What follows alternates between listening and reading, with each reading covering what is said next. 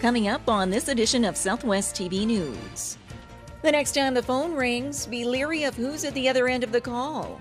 And since the start of this year, there have been over 850 complaints made to RCMP detachments in Saskatchewan. Summer is here, and as you make plans to head to the lake or the local pool, safety should be top of mind when you're in any body of water. Southwest Saskatchewan is steeped in history, and sitting along the banks of the South Saskatchewan River is Goodwin House. My grandfather helped build the house he made the mortar. And was the site of the recent 25th anniversary celebration of its collaboration with the Saskatchewan Landing Provincial Park.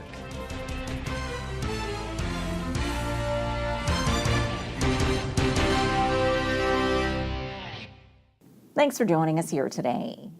Phone fraud is on the rise, and RCMP are again reminding you to never give out your personal information over the phone. We find out more in today's top story. The next time the phone rings, be leery of who's at the other end of the call. Fraud complaints are on the rise, and since the start of this year, there have been over 850 complaints made to RCMP detachments in Saskatchewan about the CRA scam, with 17 individuals victimized and nearly $70,000 in losses reported. So we would just want to communicate to the public to ensure that when they receive these types of calls over the phone, that they're sure who they're talking to. The CRA or the Canada Revenue Agency will never call and ask for personal information over the phone. They will only receive calls from people and then ask that information as a password type of a situation. So if you have any question, make sure that you're sure of the information you're giving out. Don't give out personal information, your mother's maiden name, your social insurance number, your date of birth or address, or any of those sorts of things. These scam artists can spoof local telephone numbers so the call appears to be coming from the victim's community or even an RCMP detachment, where in reality the call is actually being made from somewhere around the world, while threatening the victim over the phone for an outstanding payment to the Canadian Revenue Agency. And these people can be very pushy.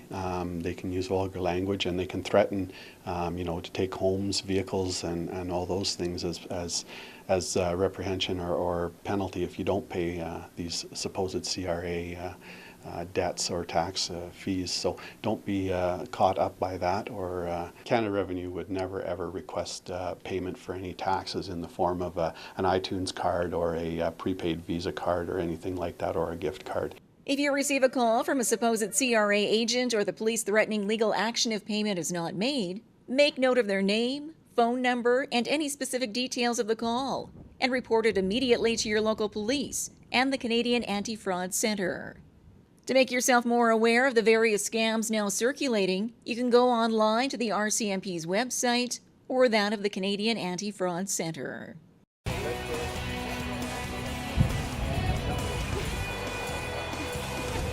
That looks like a government program. Another exciting season of Market Square returns to downtown Swift Current, featuring live entertainment, fresh garden produce, crafts, and other unique vendors. Market Square, every Saturday at the corner of Central and Chaplin.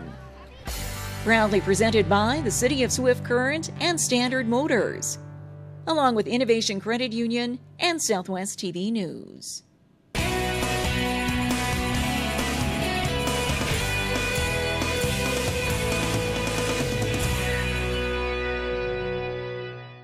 This is National Drowning Prevention Week, and you're being reminded to always be aware of your surroundings and swim with a buddy.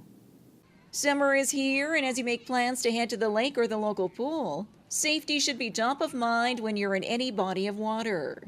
This includes being aware of your surroundings, including the depth of the water, if there's any sharp drop-off points, or other hazards.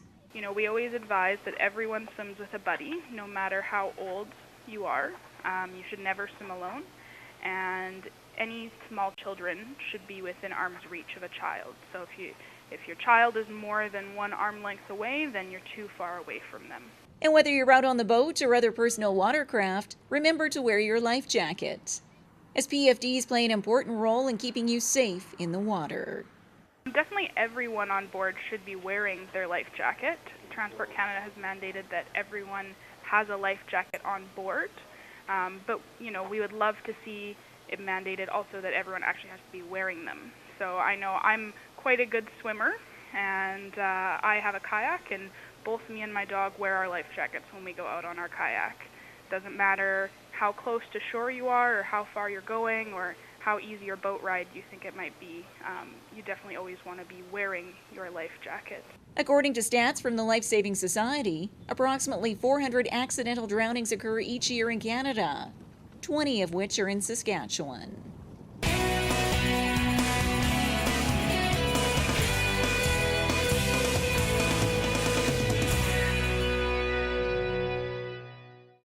Goodwin House is a landmark at the Saskatchewan Landing and is celebrating its 25th anniversary in 2016. Southwest Saskatchewan is steeped in history, and sitting along the banks of the South Saskatchewan River is Goodwin House. A visitor attraction to tourists throughout the summer months, the house is filled with photos and other displays of nature, wildlife, and other history of the area, and was the site of the recent 25th anniversary celebration of its collaboration with the Saskatchewan Landing Provincial Park. The actual history of Goodwin House stems back over 100 years, when early settlers, including the Métis, gathered at the banks of the South Saskatchewan River. Cecile Blank is a local Métis elder and explains her family's connection to the house. My grandfather helped build the house he made the mortar. They didn't have cement at the time, but he knew how to make mortar out of sandstone and some other different materials from the hills, and also deer hair, horse hair that he gathered from all the Métis. And he homesteaded here, and he hauled mail here. They had a post office here, and my dad was born here. The house is named after Frank Goodwin, a former RCMP officer who served in the area and later sold the home to the Smith family. Yeah, my grandfather would be Art and Bessie Smith. I've been involved with the stone house. They bought it in 1928, and they lived here until into the late 40s, early 50s, and ran a market garden in the area at that particular time. The area behind the stone house, it's over in that area, is the area that was used for the market garden. Greenhouses were located over where everyone is parked now, and a bank barn was located right down in below here. Noble goes on to explain that Goodwin House has been restored over the years to the interpretive site it is today, a process which he was a part of. Actually, it was sold in 1958 and the government purchased it to establish the land that was for the creation of Lake Diefenbaker at that point in time. And at that time, they actually thought the house was actually going to be flooded with what they thought, that it would be under a bit of water. But the way it turned out, it was above water. And then we were fortunate enough, I was working with the department in through the 80s and that when New Careers was created. And New Careers ended up getting a project out here at the landing, and we used the New Careers to actually rebuild the stone house. They tore it down, saved the rocks that were out, recreated it back together the way it was back in the 1920s. Goodwin House is located off the No. 4 highway adjacent to the Saskatchewan Landing Provincial Park and is open daily throughout the regular summer tourist season.